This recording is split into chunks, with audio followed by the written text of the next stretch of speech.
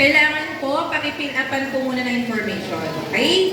Walang pupunta ron na hindi naka-fill up. Okay po? Pakisulatan po ng pangalan. Ayan po nakalagay. Pag x-ray po, last name, first name, middle name, gender, age. Tapos, date of birth, contact number. So, bago po pumunta, sila tatay, sila po yung nauna. Pag naka-fill upan nyo na po, saka po pupunta sa consultation. Okay po? Picture lang din po na may dala kayong Xerox ID. May dala po ba kayong Xerox ID nyo? Okay, very good. Saan na tayo natapos? Yung sa triage po, anong number na po yung sa triage, ma'am? Ma'am, anong number na po yung sa triage?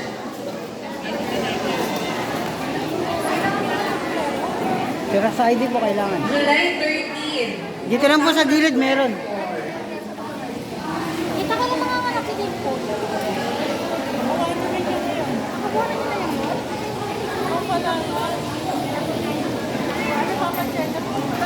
Ay, wait lang po.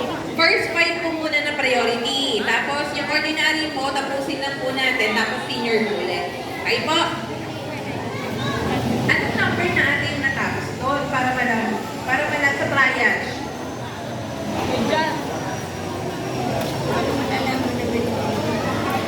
Ano po eh? Paunahan po. Paunahan nakatapos magsulat.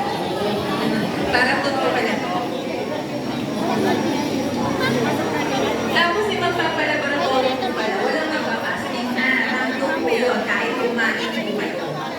Okay? Pwede po kayo magpalaboratory. Okay?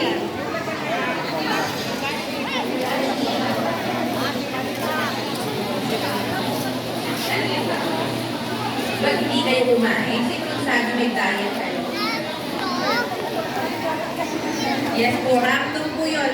Kumain kayo ka. Hindi po lahat ng laboratory kailangan. Okay po.